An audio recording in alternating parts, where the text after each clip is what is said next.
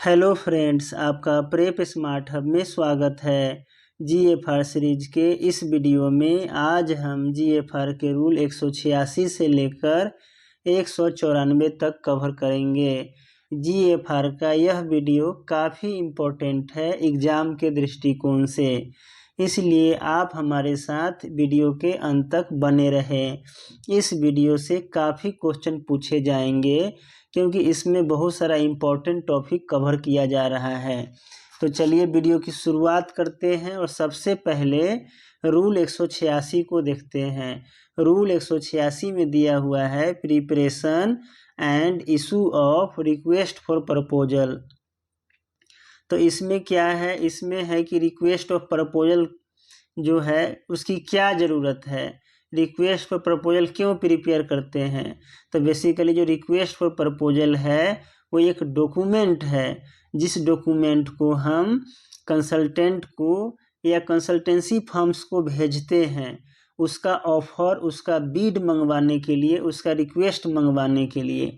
ठीक है, तो क्या है रिक्वेस्ट फॉर प्रपोजल। तो रिक्वेस्ट फॉर प्रपोजल जो है क्या है, request for proposal, request for proposal एक क्या है, एक डॉक्यूमेंट है। क्या है, एक बीड डॉक्यूमेंट समझ लीजिए। एक तरह से क्या है, ये बीड डॉक्यूमेंट है। ठीक है, जिसको हम किसको भेजते हैं, जिसको हम सेंड करते हैं, किसको, तो सेंड करते हैं कंसल्टेंसी फर्म्स को। किसको सेंड करते हैं, कंसल्टेंसी फर्म्स को सेंड करते हैं या कंसल्टेंट को सेंड करते हैं। ठीक है, किस लिए सेंड करते हैं, तो ऑफर्स जो है, ऑफर्स को ऑब्टेन करने के लिए, ऑफर्स को ऑब्टेन करने के लिए सेंड करते हैं। सेंड करते हैं कि वो अपना क्या करेगा, रिक्वेस्ट जो है, बीड जो है क्या करेगा, मिनिस्ट्री डिपार्टमेंट को सबमिट करेगा, उसके लिए रिक्वेस्ट फॉर प्रपोजल भेजते हैं। अब देखिए रिक्वेस्ट कंटेंट देख लेते हैं इसमें क्या है। तो जो आरएफपी है, आरएफपी में क्या होता है, तो आरएफपी में वो सारे इन्फॉर्मेशन होते हैं जो बीड सबमिट करने के लिए ज़रूरी होते हैं। जैसे जो बीड डॉक्यूमेंट का कंटेंट होता था उसी तरह आरएफपी का कंटेंट भी लगभग सेम होगा। आरएफपी के कंटेंट में बेसिकली क्या है, इसमें भी इंस्ट्रक्शंस क्या होगा, इंस्ट्रक्शंस टू बीडर रहेगा। ठीक है, उसके अलावा क्या होगा, इसमें टर्म्स एंड कंडीशंस भी होगा, टर्म्स एंड कंडीशंस भी ठीक है रहेगा, स्टैंडर्ड फॉर्मेट भी रहेगा। ठीक है, स्टैंडर्ड फॉर्मेट भी रहेगा, टर्म्स ऑफ रेफरेंस भी रहता है।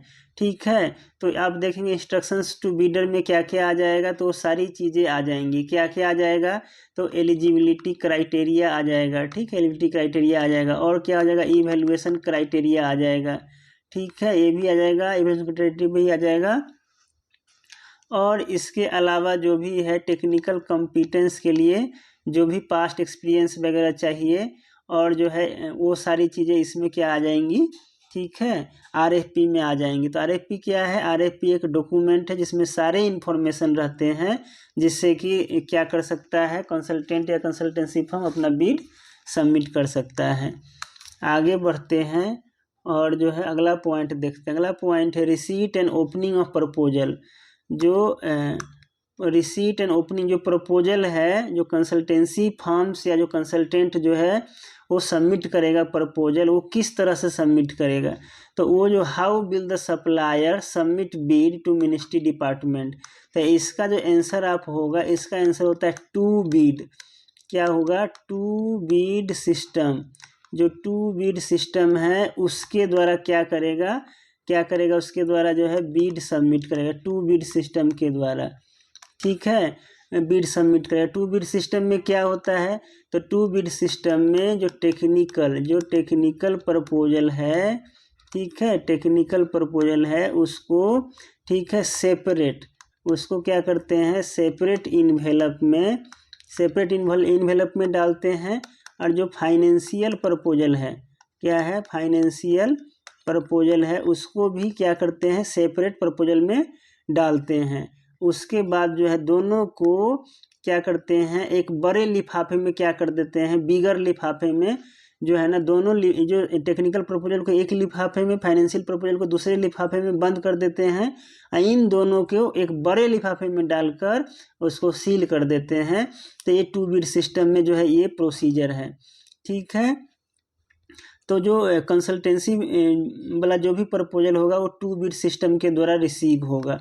ठीक है, आगे बढ़ते हैं, अगला पॉइंट देखेंगे। अगला पॉइंट क्या है कि can be receive late bids, जैसे जो भी टाइमलाइन दिया होगा बिड सबमिट करने का 45 डेज, 60 डेज, 1 मंथ जो भी होगा, क्या उसके बाद हम बिड को रिसीव कर सकते हैं? तो इसका आंसर होगा नो। ठीक है, नो। कोई भी लेट बिड जो है, लेट बिड जो है ना, लेट बिड क्या होगा, can not be accepted, can not be accepted.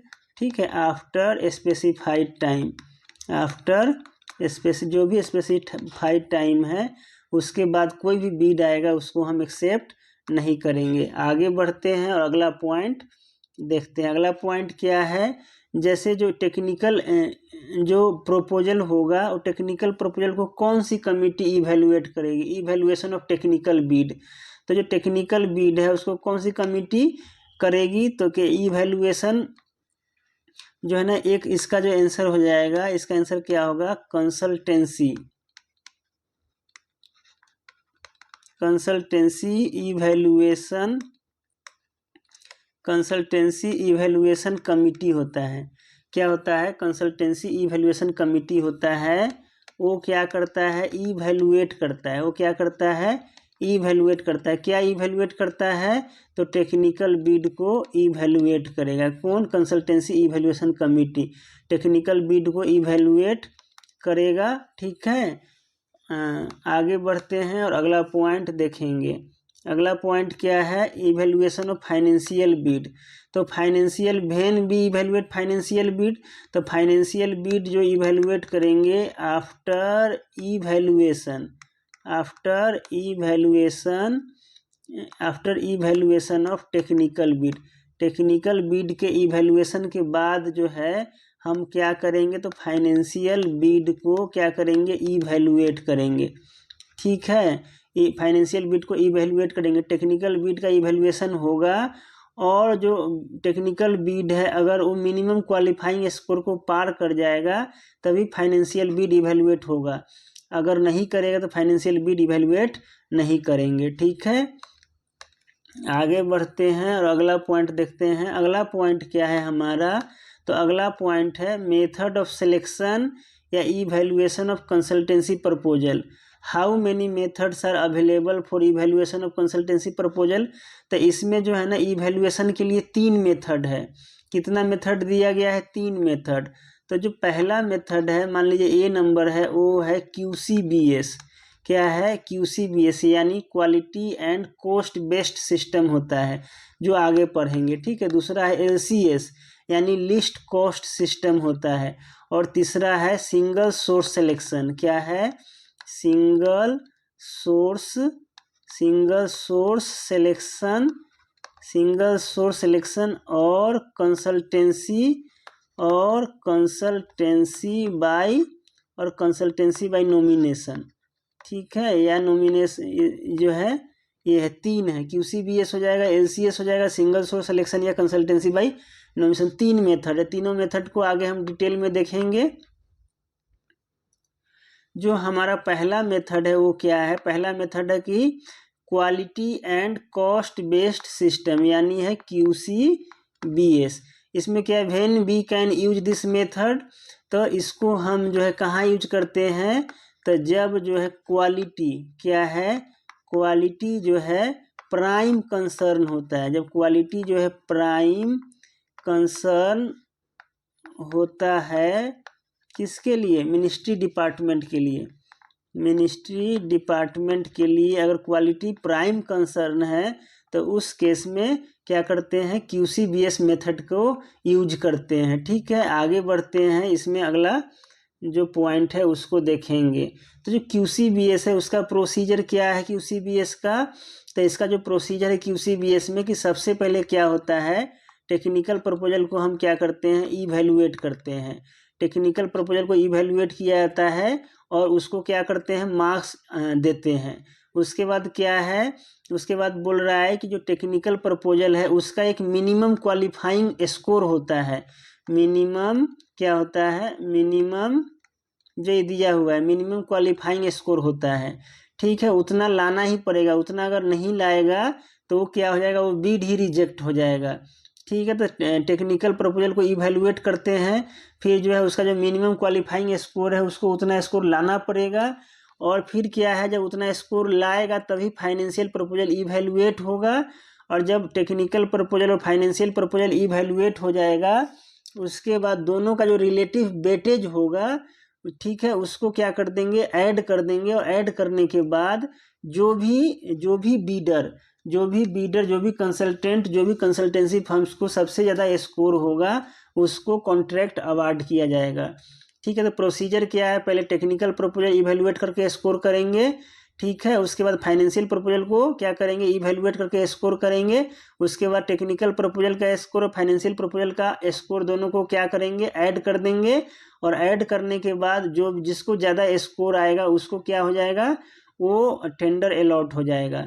अब ये जो चारों पॉइंट है इसको हम डिटेल में बारी बारी से देखेंगे। जो पहला पॉइंट था स्कोरिंग ऑफ टेक्निकल प्रपोजल, क्या था, स्कोरिंग ऑफ टेक्निकल प्रपोजल। तो कैसे स्कोरिंग करेंगे, तो स्कोरिंग क्या करना है, तो स्कोरिंग का जो सबसे पहले जो क्राइटेरिया होता है उसको देखते हैं। तो जैसे स्कोरिंग का क्या क्राइटेरिया, किस बेस पे स्कोरिंग करेगा, कौन करेगा, कंसल्टेंसी इवैल्यूएशन कमेटी करेगी। और क्राइटेरिया क्या हो सकता है, तो क्राइटेरिया हो सकता है, एक तो क्या हो सकता है कि मिनिमम, ठीक है, जो भी मिनिमम उसका टर्न ओवर होगा, जो मिनिमम टर्न ओवर होगा, मान लीजिए 2 साल का 3 साल का जो भी दिया होगा, ठीक है, उसके बेस पे इवैल्यूएशन होगा। उसके अलावा जो पास्ट परफॉर्मेंस है कंपनी का, जो पास्ट परफॉर्मेंस है कंपनी का, टर्नओवर मान लीजिए 10 लाख 20 लाख करोड़, वो पास्ट परफॉर्मेंस जो है जितना अच्छा रहेगा वो भी एक क्राइटेरिया होता है। मिनिमम टर्नओवर का भी क्राइटेरिया होता है, और पास्ट परफॉर्मेंस कैसा रहा है कंपनी का, ठीक है, उसका भी क्या होता है, उसका भी वेटेज होता है। और टेक्निकल कॉम्पिटेंस, टेक्निकल, ठीक है, टेक्निकल कॉम्पिटेंस, ठीक है, कंपनी का टेक्निकल कॉम्पिटेंस कैसा है उसका भी क्या होता है, उसका भी वेटेज होता है।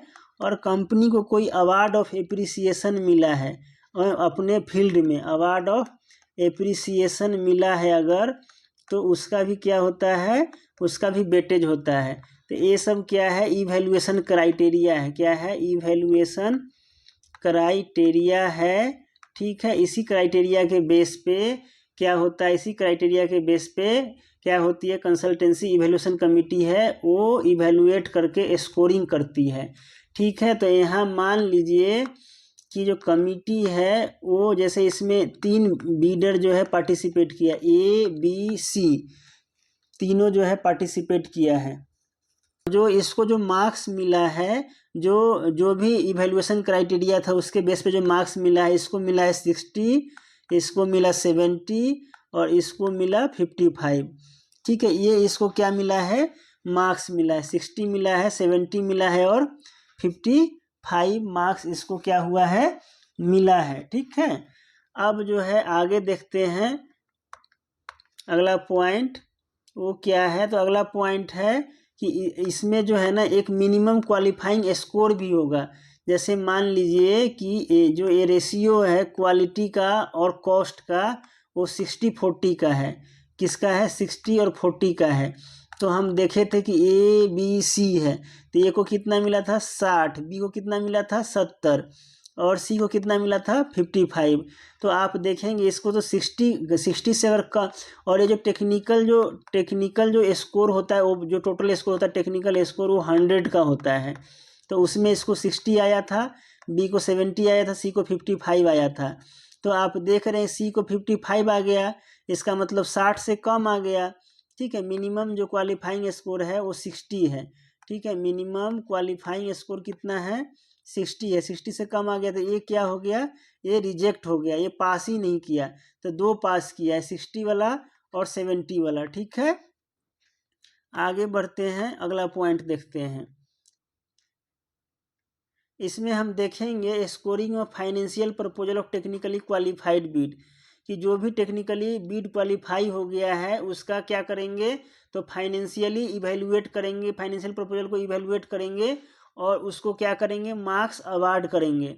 तो इसमें जो है अभी हम देखेंगे कि ए और बी, ये दो बीड है, ये दोनों बीड क्या है, टेक्निकली क्वालिफाई किया है। ए को कितना मार्क्स मिला था, तो ए को मार्क्स मिला था 60 और बी को कितना मिला था, तो बी को मिला था 70। ठीक है, और ये वाला जो है ये टेक्निकल मार्क्स है, और ये जो है ना, ये जो कोट किया है फाइनेंशियल प्रपोजल में, वो कोट किया है आपको 20 लाख। ठीक है, और बी जो कोट किया है वो किया है 25 लाख। ठीक है, तो इसमें जो मिनिमम कोट करता है उसको 100 मार्क्स मिलता है, और जो ज़्यादा कोट करेगा उसको 100 के रेशियो में ही उसको क्या करेंगे, देंगे, वेटेज देंगे। तो इसको 20 लाख कोट किया तो 100, 25 लाख कोट करेगा तो इसको मिलता है 80 मार्क्स। ये कैसे निकाले हैं, तो ये क्या करना होता है, जो मिनिमम होता है, जो भी मिनिमम है उसमें क्या करते हैं हम 100 से, मिनिमम होता है, मिनिमम में हम क्या कर देते हैं, मिनिमम में हम 100 से मल्टीप्लाई करके जो मैक्सिमम वाला है उसे डिवाइड कर देते हैं। तो यहाँ आप देखेंगे कितना हो गया, 80 मार्क्स आ गया। ठीक है, तो इसका जो स्कोर हो गया, फाइनेंशियल स्कोर, ए का 100 हो गया, बी का 80 आ गया। ठीक है, तो समझ में आ रहा है। आगे बढ़ते हैं और अगला पॉइंट देखते हैं। अगला पॉइंट में दिया हुआ है, जो 4 नंबर पॉइंट है वो क्या दिया हुआ, relative weightage will be given to the quality and cost. तो आप देखेंगे कि ए का जो टेक्निकल स्कोर था वो कितना था, 60, और बी का था 70। तो इसका जो वेटेज है वो 60% ही वेटेज है, इसका वेटेज निकालेंगे तो 60 का 60% कितना होगा, 36 हो जाएगा, और 70 का 60% कितना हो जाएगा, 42 हो जाएगा। तो जो टेक्निकल स्कोर है उसका जो वेटेज निकाले हैं, मतलब 60% टेक्निकल वेटेज है, तो उसका मार्क्स 36 लेंगे और बी का 42 लेंगे। अब फाइनेंशियल स्कोर में कितना इसका आया था, 100 और आया था 80, लेकिन इसका वेटेज कितना रखना है, 40% ही रखना है, तो 40 और इसका 30% रखेंगे, तो 100 का 40%, इसका जो है 100 का जो 40% निकाले तो 40 हो गया, और 80 का 40% निकाले तो 32 हो गया। ठीक है, तो ये वाला जो वेटेज है टेक्निकल वेटेज और ये जो वेटेज है फाइनेंशियल वेटेज, दोनों को ऐड कर देंगे तो 76 आ गया और ये 74 आ गया। इसका मतलब कौन किसको टेंडर मिलेगा, तो टेंडर मिलेगा ए को, क्योंकि उसको क्या है, स्कोर ज़्यादा है। तो टेंडर जो मिलेगा वो किसको मिलेगा, टेंडर मिल गया ए को। ठीक है, तो QCBS का जो फार्मूला है वो समझ में आ गया होगा। QCBS में है कि सबसे पहले हम क्या करते हैं, उसका क्वालिटी का इवेलुएशन करते हैं और उसको क्या कर देते हैं, मार्क्स दे देते हैं। फिर दूसरा उसके बाद क्या करते हैं, इसका मिनिमम क्वालिफाइंग क्राइटेरिया होगा। अगर 60-40 का है तो टेक्निकल का 60 हो गया, फाइनेंशियल का 40 हो गया। तो इसका जो मिनिमम होगा, मान लीजिए 60 हो गया, जो मिनिमम क्वालिफाइंग क्राइटेरिया हो गया। जब टेक्निकल क्वालिफिकेशन क्राइटेरिया जो है वो क्या कर देता है, मीट कर देता है, तो उसको हम फाइनेंशियली क्या करते हैं, इवेलुएट करते हैं। और फिर जो फाइनेंशियल मार्क्स आता है, जो भी मार्क्स आएगा उसका रिलेटिव वेटेज और टेक्निकल स्कोर दोनों का रिलेटिव वेटेज निकाल के ऐड कर देते हैं, और जिसको ज़्यादा मिलता है वो क्या हो जाता है, उसको अवार्ड मिल जाता है। ठीक है, आगे बढ़ते हैं और अगला पॉइंट देखते हैं। अगला पॉइंट इसमें है कि जो QCBS है उसमें क्या क्या हो सकता है, तो उसमें क्वालिटी 70% हो सकता है और फाइनेंशियल वाला 30% हो सकता है, टेक्निकल वाला 60 हो सकता है तो ये फाइनेंशियल वाला 40 हो जाएगा, या टेक्निकल वाला 50 हो जाएगा तो फाइनेंशियल वाला भी 50 हो जाएगा। यानी रेशियो 70-30 का हो सकता है, 60-40 का हो सकता है, 50-50 का हो सकता है। लेकिन जो ये बोलता है what is the maximum limit of technical parameter, जो टेक्निकल पैरामीटर है उसका मैक्सिमम लिमिट कितना से ज़्यादा नहीं होगा, तो 80% से ज़्यादा जो है ना नहीं होगा। ये क्वेश्चन पूछा जाता है कि जो है मैक्सिमम लिमिट टेक्निकल पैरामीटर्स का कितना से ज़्यादा नहीं हो सकता, तो 80% से ज़्यादा नहीं हो सकता है, यानी जो मैक्सिमम रेशियो होगा वो 80:20 का होगा। ठीक है, और 90:10 का नहीं होगा। ठीक है, ये ध्यान में रखना, इससे सवाल पूछे जाते हैं। आगे बढ़ेंगे, अगला पॉइंट देखते हैं। अगला पॉइंट है लिस्ट कॉस्ट सिस्टम। बोलता है where we can use this method, मतलब लिस्ट कॉस्ट सिस्टम में मेथड का यूज कहाँ कहाँ कर सकते हैं। स्टैंडर्ड एंड रूटीन नेचर का इसमें है कि स्टैंडर्ड एंड रूटीन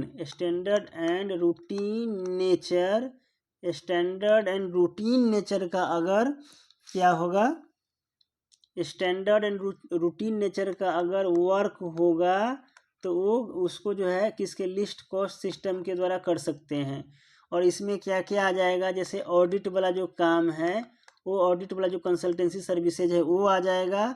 और इंजीनियरिंग डिजाइन क्या है, engineering design of non complex nature का कोई काम होगा, ठीक है, नॉन कॉम्प्लेक्स नेचर का अगर कोई काम होगा तो वो आ जाएगा, ठीक है।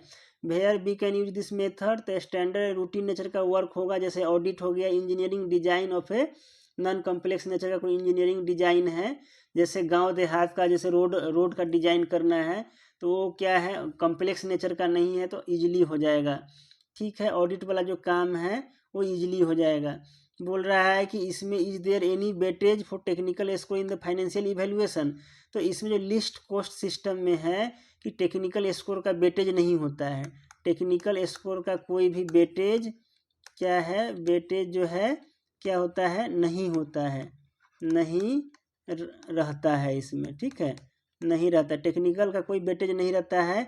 सिर्फ जो मान लीजिए जो जैसे मान लीजिए 40 लाना है, ठीक है, टेक्निकल स्कोर मिनिमम 40 लाना है, तो जो भी 40 ले आएगा, मान लीजिए ए है, बी है, सी है, तो मान लीजिए ए को 40 आ गया, बी को 60 आ गया, सी को 25 आ गया, तो सी वाला क्या होगा, क्वालिफाई नहीं करेगा और ए और बी क्वालिफाई कर जाएगा क्योंकि 40 है और इसका 60 है, लेकिन इसमें 60 इसका है बी का, इस वजह से इसको वेटेज नहीं मिलेगा, ये बस क्वालिफाई करना है, ठीक है।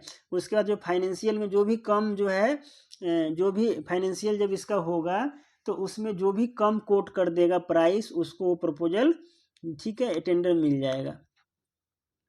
आगे बढ़ते हैं और जो अगला है 194 सिंगल सोर्स सिलेक्शन या कंसल्टेंसी बाय नॉमिनेशन, यानी सिंगल सोर्स सिलेक्शन या नॉमिनेशन बेसिस पे किस किस कंडीशन में जो है क्या क्या सर्कमस्टांसेज रहेगा उसमें नॉमिनेशन बेसिस पे भी कर सकते हैं। तो इसमें पहला है नेचुरल कंटिन्यूएशन ऑफ वर्क, जैसे नेचुरल कंटिन्यूएशन, इसको एग्जांपल से समझ लेते हैं, एक एग्जांपल ले लेते हैं। जैसे मान लीजिए कि कोई कंसल्टेंसी फर्म है, क्या है, कंसल्टेंसी फर्म है, ठीक है, उसने क्या किया है, उसने जो है पोर्टल जो पोर्टल है वीआईपी रेफरेंस का, जो वीआईपी रेफरेंस का पोर्टल है मिनिस्ट्री डिपार्टमेंट का, उसको क्या किया है, क्रिएट किया है, ठीक है। अभी उसको क्या करना है, अपग्रेड करना है, अभी क्या करना है, अपग्रेड करना है। तो इस केस में जो भी जैसे कंसल्टेंसी फर्म ए था, उसने क्या किया था, पोर्टल को वीआईपी रेफरेंस के लिए क्रिएट किया था, तो उसी ए को हम क्या कर सकते हैं, फिर से नॉमिनेशन बेसिस पे दे सकते हैं, ठीक है, टेंडर, ठीक है, नॉमिनेशन बेसिस पे दे सकते हैं, ठीक है, नॉमिनेशन बेसिस पे क्या कर सकते हैं, दे सकते हैं, ठीक है। क्यों, क्योंकि नेचुरल कंटिन्यूएशन ऑफ वर्क है, उसी ने क्या किया था, पोर्टल क्रिएट किया था और अब अपग्रेड करना है तो वही कर देगा, ठीक है। तो ये है। आगे दूसरा जो कौन सा कंडीशन है जिसमें हम नॉमिनेशन बेसिस पे कर सकते हैं, तो इमरजेंसी सिचुएशन है। जैसे एग्जांपल में ले लेते हैं इमरजेंसी सिचुएशन को समझने के लिए, जैसे मान लीजिए अर्थक्वेक आ गया, ठीक है, क्या हो गया, अर्थक्वेक आ गया, फ्लड आ गया, ठीक है, एक्सेट्रा। तो इस केस में क्या हो गया, जो इंफ्रास्ट्रक्चर था, क्या था, इंफ्रास्ट्रक्चर था, वो क्या हो गया, इंफ्रास्ट्रक्चर डैमेज हो गया, ठीक है। इंफ्रास्ट्रक्चर में जैसे मान लीजिए रोड है या बिल्डिंग है, वो क्या हो गया, डैमेज हो गया। अब डैमेज हो गया तो काम तो चलेगा नहीं, तो इसको फटाफट बनाना पड़ेगा। तो सरकार जो है मिनिस्ट्री डिपार्टमेंट क्या करेगी, नॉमिनेशन बेसिस पे, ठीक है, नॉमिनेशन बेसिस पे इस केस में जो भी फर्म अच्छा फर्म होगा उसको क्या कर सकती है, काम दे सकती है। आगे बढ़ते हैं, अगला केस है प्रोप्राइटरी और एक्सक्लूसिव एक्सपर्टाइज। जैसे मान लीजिए इसमें क्या है कि जैसे कोई ऐसा जो है कंसल्टेंसी फर्म हायर करना है, ठीक है, जो प्रोप्राइटरी मतलब ऐसा काम करवाना है मिनिस्ट्री डिपार्टमेंट को जो प्रोप्राइटरी नेचर का है, जिसको एक ही कंपनी कर सकता है और कोई नहीं कर सकता है, तो उस केस में भी क्या कर सकते हैं, नॉमिनेशन बेसिस पे दे सकते हैं। जैसे एग्जांपल में मान लीजिए क्या है, मिनिस्ट्री डिपार्टमेंट जो है डिफेंस मिनिस्ट्री, मान लीजिए उसको क्या करना है, 100 जो है मोबाइल क्या करना है, परचेज करना है। 100 मोबाइल परचेज करना है किसके लिए, तो जो है सिक्योरिटी पर्सनल के लिए। किसके लिए, सिक्योरिटी पर्सनल के लिए क्या करना है, 100 मोबाइल परचेज करना है। और उसमें जो ऑपरेटिंग सिस्टम है, उसमें जो ऑपरेटिंग सिस्टम है, ठीक है, वो चाह रही है कि iOS वाला ऑपरेटिंग सिस्टम हो मोबाइल में। तो इसके लिए इसको क्या करना पड़ेगा, iOS वाला जो ऑपरेटिंग सिस्टम है वो सिर्फ जो एप्पल कंपनी है, ठीक है, वही क्या करती है, बनाती है। यानी प्रोप्राइटरी किसके पास है, एप्पल कंपनी के पास है। तो इस केस में क्या होना करना पड़ेगा, जो डिफेंस मिनिस्ट्री है उसको एप्पल से ही नॉमिनेशन बेसिस पे परचेज करना पड़ेगा। तो ये प्रोप्राइटरी वाला केस है जिसमें किसी एक कंपनी के पास ही वो काम करने की क्षमता है। ठीक है, आगे बढ़ते हैं और अगला पॉइंट देखते हैं। अगला पॉइंट हमारा क्या है, स्पेशल सर्कमस्टांसेज, जैसे विथ जस्टिफिकेशन। जैसे हम एग्जाम्पल ले लेते हैं एक, मान लीजिए जैसे क्या है, मिनिस्ट्री ऑफ टूरिज्म है, मिनिस्ट्री ऑफ टूरिज्म है, उनको क्या करना है, ताजमहल को क्या करना है, ताजमहल को क्या करना है, रिपेयर करना है। ताजमहल को क्या करना है, रिपेयर करना है। तो उसके लिए जो है, जो इस ताजमहल तो आप देख रहे हैं कितने सालों से अभी भी कितना सुंदर बना हुआ है, तो उसको इस तरह से मरम्मत करना है ताकि जो उसका ओरिजिनलिटी है वो बरकरार रहे। तो इसके लिए वो क्या करेगी, तो इसके लिए जो है वो जो इस फील्ड में काफ़ी दिनों से काम कर रहा है उसी को क्या करेगी, नॉमिनेशन बेसिस पे देगी। तो इसमें एक कंपनी है हेरिटेज रेस्टोरेशन एक्सपोर्ट लिमिटेड। क्या है, हेरिटेज, ठीक है, क्या, हेरिटेज रेस्टोरेशन, ठीक है, एक्सपोर्ट लिमिटेड एक कंपनी है जो क्या है दशकों से क्या कर रही है, इस फील्ड में काम कर रही है। तो क्या कर सकती है, नॉमिनेशन बेसिस पे, ठीक है, इसको क्या कर सकती है, टेंडर दे सकती है। क्यों, क्योंकि इसके पास जो है काफ़ी बहुत ज़्यादा एक्सपीरियंस है किस क्षेत्र में, जो हिस्टोरिकल मोनूमेंट है उसको रिपेयर करने में। तो इसीलिए एक स्पेशल सर्कमस्टांसेज है, और तो इसमें इसी को देंगे। ठीक है, आशा करते हैं हमारा जो ये वीडियो है आपको अच्छा लगा होगा। वीडियो को यहीं पे समाप्त करते हैं। वीडियो अगर अच्छा लगा है तो वीडियो को लाइक, सब्सक्राइब एंड शेयर करना ना भूलें। वीडियो को देखने के लिए बहुत बहुत धन्यवाद।